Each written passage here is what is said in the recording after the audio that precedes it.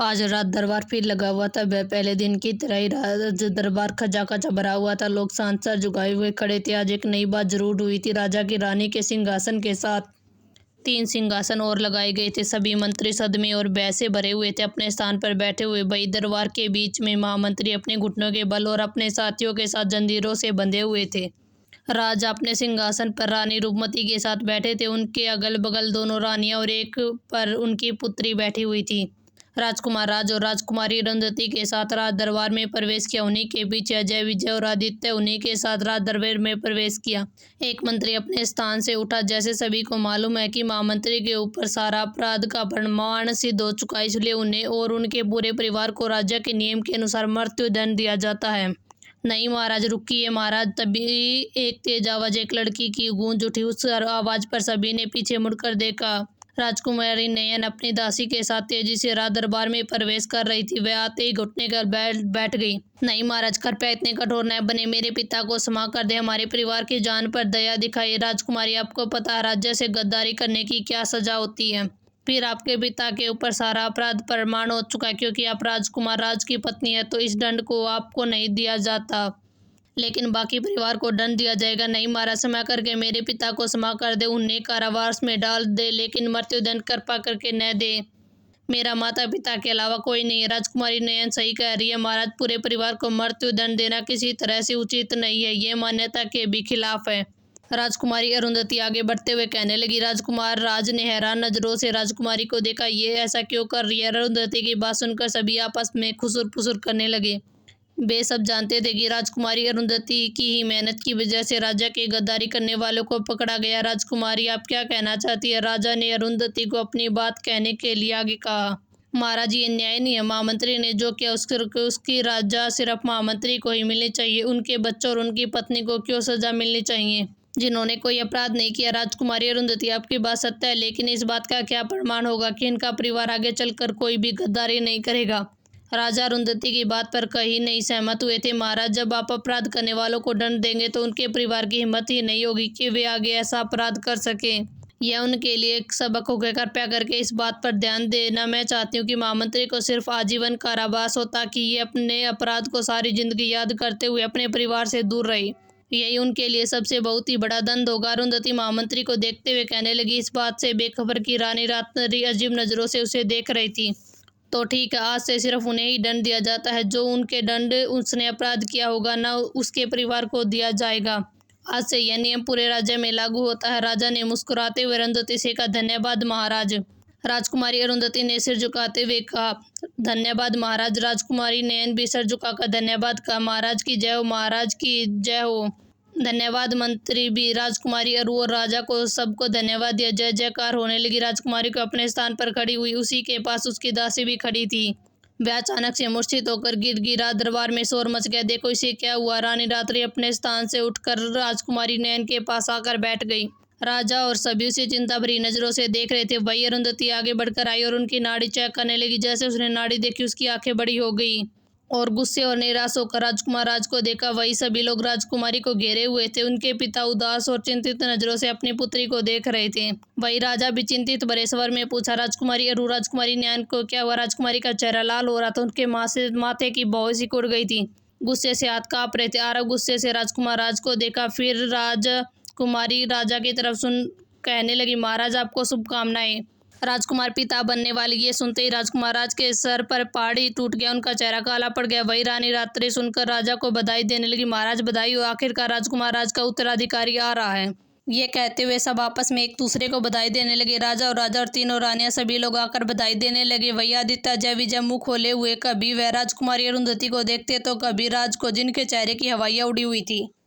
वही राज का सारा ध्यान तो सिर्फ अरुंधति की तरफ था, जो बिना कहीं भीड़ में सबसे हटती हुई तेजी से राज दरबार से बाहर निकल गई। वही राज भी उसके पीछे पीछे तेज भागा। वही उसे एक मंत्री ने रास्ते में रोक लिया और उन्हें बधाई देने लगे। तब तक राजकुमारी वहां से तेजी से महल से निकलकर अपने घोड़े पर बैठी और अपने निवास के स्थान पर जाने लगी। उनका चेहरा लाल हो रहा था, आंखों में आंसुओं से भरी हुई थी। वह अपने हाथ से घोड़े को लगाम पकड़े हुए दूसरे हाथ से अपनी आंखों को गिरते हुए आंसुओं को पोंछ रही थी। अपने निवास स्थान पर पहुंचकर बिना किसी पर ध्यान दिए वो अपने कमरे में गई और अंदर से दरवाजा बंद करते हुए सभी को चेतावनी देते हुए कहा, कोई भी मेरे कमरे में नहीं आएगा। जब तक मैं न कहूँ बाहर न आऊँ, किसी को भी आने की ज़रूरत नहीं है। ये कहते हुए उसने अंदर से दरवाज़ा बंद कर लिया। इस कमरे में रखी हुई कुर्सियाँ, कई चीज़ें दरवाजे के अंदर लगा दी। चारों तरफ से खिड़कियाँ बंद कर ली और बिस्तर पर जाकर चीख चीख कर रोने लगी। वहीं बाहर उसकी माँ को जब ये पता चला तो सभी लोग उसके कमरे को बाहर से दरवाज़ा खटखटा रहे थे। और खोलो दरवाज़ा, क्या हुआ पुत्री, क्यों इस तरह रो रही हो? कमरा क्यों बंद किया हुआ? दरवाज़ा खोलो। पितरी अरुंधति के रोते हुए चीख कर कहा, माँ कृपया करके मुझे कुछ देर अकेला रहने दे। बाहर सभी दास दासियां सभी लोग दरवाजा खुलने आने की कोशिश कर रहे थे। सभी के चेहरे पर चिंता थी। तभी पीछे से रात दौड़ता हुआ आया और उन लोगों को हटाते हुए कमरे का दरवाजा खटखटाने लगा। अरुंधति, एक बार मेरी बातें सुनो, कृपया करके दरवाजा खोलो। और अरुंधति लगातार रो ही जा रही थी। कृपया करके दरवाजा खोलो। राजकुमार राज ने एक बार फिर दरवाजे को जोर से खटखटाते हुए कहा।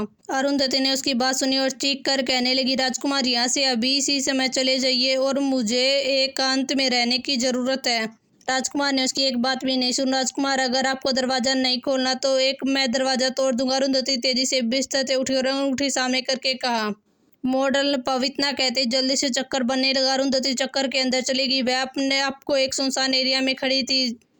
वह जल्दी पब के अंदर चली गई जहाँ रात का समय हो रहा था। पब में शोर शराबा, म्यूजिक की धूम बची हुई थी। लड़के लड़कियां एक दूसरे में बिजी थे। उसके एंट्री करने से सब उसे गौर से देखने लगे। उसने प्राचीन काल के सारे वस्त्र पहने हुए थे। वह अत्यंत सुंदर लग रही थी। उसने किसी पर ध्यान न देते हुए सीधे पब सेंटर पर गई और वहां पर रखी हुई कुर्सी पर बैठ गई और उसने इशारे से एक ड्रिंक बनाने को कहा। उसकी आंखें लाल हो रही थी और आंखों में आंसू गिर रहे थे।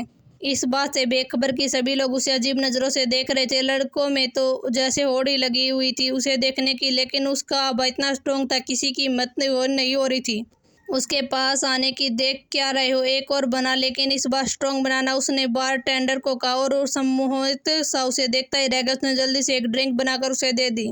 उसकी आंखें लाल हो रही थी। वह ड्रिंक पर ड्रिंक किए जा रही थी। तभी उसकी नज़र में टीवी पर चल रही न्यूज़ पर गई। उसकी आंखें बड़ी बड़ी हो गई। उसके सर में चढ़ा हुआ सारा नशा छूमंतर हो गया। उसकी आंखें बड़ी बड़ी हो गई और नशा छूमंतर हो गया। कैसे हो सकता? जल्दी से एक बारटेंडर वाली कुर्सी से उठी और तेजी से बार की तरफ भागी। तभी बारटेंडर ने आवाज़ देकर कहा, उसका बिल। अरुंधति वापस आई। उसने एक गोल्ड का सिक्का कमर से निकालकर उसके हाथ में रख दिया और तेजी से बाहर निकल गई। उसने इधर उधर देखा। उसे कोई भी ऐसा साधन नहीं मिला जिससे वो जा सकती थी। उसने पास में खड़े एक लड़के को उसका मोबाइल मांगा। किसी को कॉल करने लगी। जल्दी उधर से कॉल उठा लिया गया। एक ऐसा फ़ोन नंबर जो सिर्फ अरुंधति को ही पता था। हेवन और हेल 1 2 3। इतना सुनते ही दूसरी तरफ कॉल उठाने वाले के हाथ नीचे गिर गए। कमांडर, अरुंधति ने कहा। सभी लोग सीक्रेट ठिकाने पर इकट्ठा हुए। इधर अरुंधति मॉडल वर्ल्ड में थी, उधर राजकुमार राज ने दरवाजे को तोड़ दिया था। वह सभी के साथ अंदर दाखिल हुआ। वहां से राजकुमारी नहीं मिली। ये कैसे संभव हो सकता? ये कैसे हो सकता? अरु की आवाज़ तो यहीं से आ रही थी। राजकुमार बेचैन हो रहा था। उसे इधर उधर देख रहा था। उसे अरुंधति कहीं नहीं दिखी। ढूंढो, अरुंधति का पता लगाओ। इतना सुनते उसके साथ आए हुए सिपाही चारों तरफ फैल गए। सभी अरुंधति को ढूंढने लगी। वह अरुंधति की माँ एक तरफ खड़ी होकर रो रही थी। राजकुमार, ऐसा क्या हो गया कि मेरी पुत्री इस तरह से रो रही थी?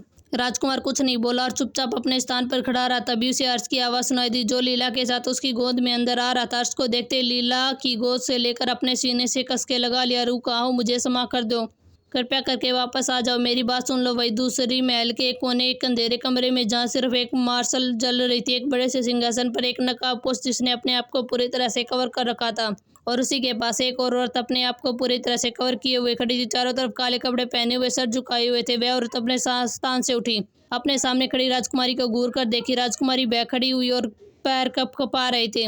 औरत उसे जोरदार से थप्पड़ मार दिया। राजकुमारी ने इनके चेहरे पर मार दिया। राजकुमारी उसके थप्पड़ से लड़खड़ा गई। जल्दी से उसे दासी ने उसे संभाल लिया।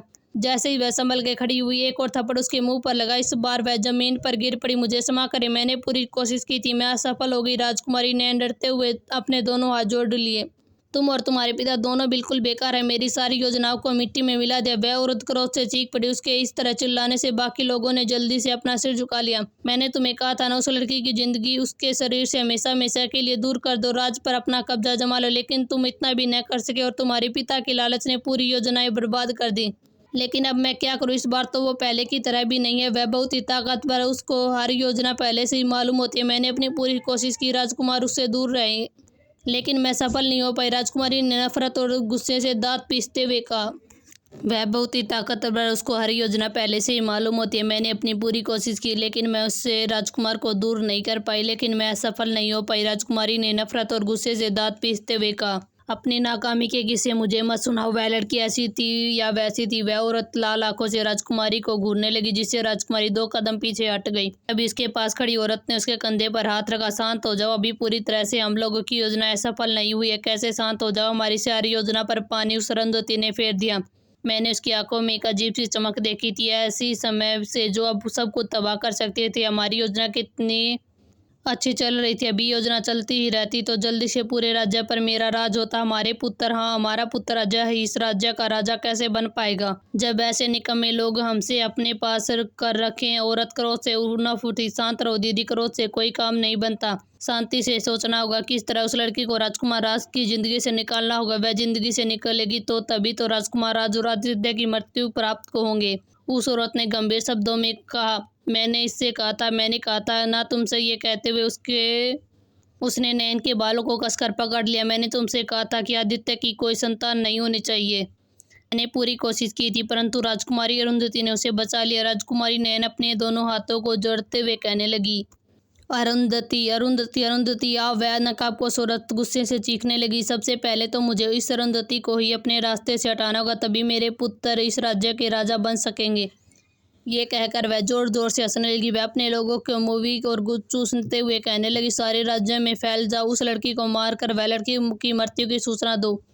जो भी सबसे पहले उस लड़की की मृत्यु की खबर मुझे देगा, मैं उसे 1000 स्वर्ण मुद्राएं दूंगी। जाओ उसे ढूंढो और उसे मृत्यु दो। कुछ दिन के बाद इस राज्य पर आक्रमण करेंगे, कोई भी जीवित नहीं बचेगा। क्या देख रहे हो? नकाबपोश औरत पागल से बोली, मेरी तरह चिल्ला रही थी। नहीं ठहरो, इतनी जल्दीबाजी मत करो, उसको मारने की जरूरत नहीं है, वह तो वैसे ही मर रही है। क्या तुम भूल गई? उसने बड़ी शांति से उसे समझाते हुए कहा, अरे हाँ मैं कैसे भूल गई, वो मर ही रही होगी। लेकिन धीरे धीरे तुम सब जाओ जल्दी इस महल के अंदर। ना राजा, उनकी प्रिय रानी, ना ही आदित्य के बच्चे जीवित रहने चाहिए। एक नकाबपोश आदमी ने उसे अपने पास बुलाते हुए कहा, अपनी जेब से एक पत्र निकालो, जाओ मेरे पिता को ये पत्र भेज देना और कहना, ठीक है, आपके 1 सप्ताह के बाद इस राज्य पर अपने साथियों के साथ आक्रमण कर दे, क्योंकि अब उनके पास दस्तावेज अपराजय होने की कोई वजह ही नहीं है। जल्दी इस राज्य पर मेरे बच्चों का हक होगा, मेरे अजय और विजय का। ये कहकर वह जोर जोर से हंसने लगी। यह कोई और नहीं बल्कि रानी रात्रि और दूसरी महिला कोई और नहीं, उस राजा की तीसरी रानी है। अरुंधति एक बहुत ही ऊंची और शानदार बिल्डिंग के सामने जाकर खड़ी हो गई। उसके सामने बिल्डिंग का एक विशाल लोहे का गेट था, जिसमें से बिजली दौड़ती हुई थी। जो भी कोई शख्स गलती से उसे गेट को छू ले, 1 सेकंड में खाक हो जाएगा। अरुंधति बड़े ही आम से पास की झाड़ियों में से एक झाड़ के पास जाकर एक डंडी खींची। वह बिजली का भाव गेट से बंद हो गया। उसने 2 दूसरी डांडी खींची, जिससे बड़ा विशाल गेट खुल गया।